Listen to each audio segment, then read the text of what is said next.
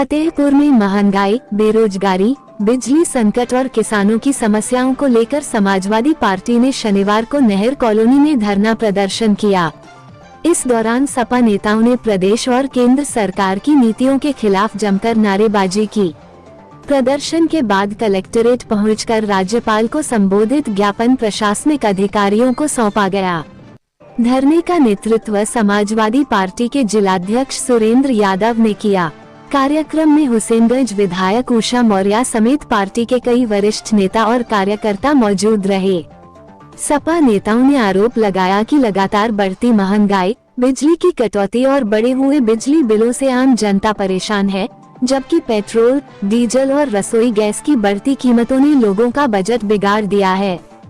धरने के दौरान नीट पेपर लीक, बेरोजगारी, किसानों की समस्याएं, भ्रष्टाचार, बिगड़ती कानून व्यवस्था तथा पिछड़े, दलित और अल्पसंख्यक वर्ग से जुड़े मुद्दों को प्रमुखता से उठाया गया। जिलाध्यक्ष सुरेंद्र यादव ने कहा कि सरकार जनहित के मुद्दों पर पूरी तरह विफल साबित हो रही है और आम लोगों की समस्याओं की लगातार अनदेखी की जा रही है। प्रदर्शन में बड़ी संख्या में पार्टी पदाधिकारी, कार्यकर्ता, किसान, युवा और समर्थक शामिल हुए। अंत में विभिन्न जन समस्याओं के समाधान की मांग को लेकर राज्यपाल के नाम ज्ञापन सौंपा गया। बाइट सुरेंद्र यादव, सपा जिलाध्यक्ष। बाइट उषा मौर्य, विधायक, हुसैनगंज। खुश वर्मा, पूर्व ब्लॉक प्रमुख, देवमी सपा नेता।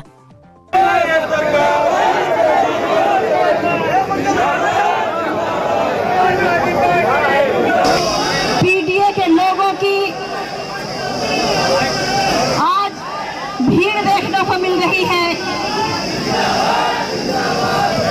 हम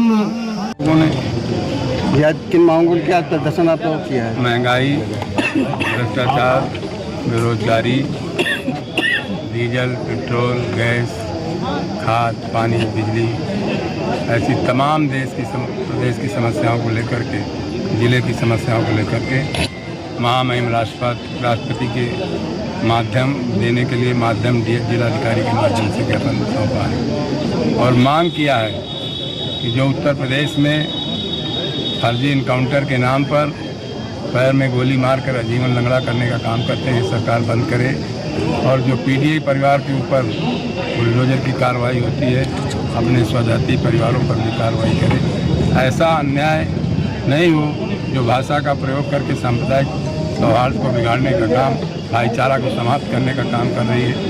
इन सभी मुद्दों के आधार पर हम लोगों ने आज ज्ञापन दिया है। माननीय अखिलेश जी का पार्टी का आदेश हुआ है, जो हमारे नौजवान और ये महंगाई को लेकर के अत्याचार हुआ है, उस पर हम लोग हर जिले में धरना प्रदर्शन किए हैं। सभी हमारे जब समाजवादी पार्टी के जिला अध्यक्ष, हमारे सभी सम्मानित जितने मंडल संगठन के अध्यक्ष हैं, सभी सम्मानित हमारे कार्यकर्ता, सभी सम्मानित पदाधिकारी आज पूरे तरीके से वो आकर के यहाँ दिखा दिए कि हाँ हमारे समाजवादी पार्टी आज जनता के लिए काम कर रही है। जो महंगाई पे, जो उनकी बेरोजगारी पे, जो उनके साथ अन्याय हो रहा है, चाहे वो मेडिकल से रिलेटिव हो, तमाम ऐसी चीज़ें हैं। आप खुद ही ये चीज़ जानते हैं, आए दिन अखबार और पेपर में जा कर के जनता से एक जनता से पूछिए, जनता क्या आपको जवाब देती है। बस ये है कि सही जगह पहुँचिएगा, उस जगह ना पहुँचिए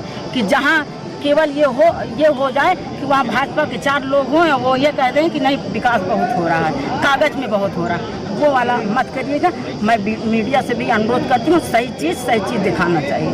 धन्यवाद। राष्ट्रीय अध्यक्ष माननीय अखिलेश यादव जी के निर्देश पर आज जिला फतेहपुर के जिलाध्यक्ष आदरणीय बड़े भाई सुरेंद्र प्रताप सिंह यादव जी के आह्वान पर पूरे जनपद से दूर दराज से एक बड़ी भीड़ जो इकट्ठा हुई है, वो इस बात का प्रमाण है कि जो सत्ता चल रही है, इस सत्ता में जिस तरह की लूट खोस मची हुई है, उसका बड़ा प्रमाण है राम जन्मभूमि का जो ट्रस्ट का पैसा है।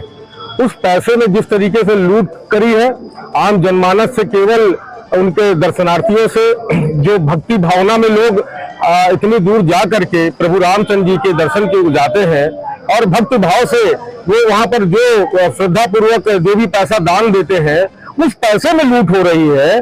आज लोगों की जो नाराजगी निकल कर आ रही है वो डीजल, पेट्रोल, एलपीजी की बढ़ोतरी, बच्चों का जो भविष्य है वो सब चौपट कर दिया है। मतलब ये इस 5 साल वर्तमान की जो सरकार का जो ये समय का कार्यकाल है, इतना लूट खसोट से है।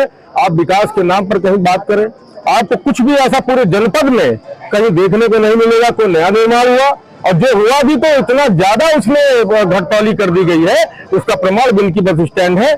और पूरे जनपद में आप तलाशेंगे तो जो खुल जा रहा है उस पर बात हो रही है, अभी तो तमाम ऐसी चीजें हैं जो खुलने को बाकी है।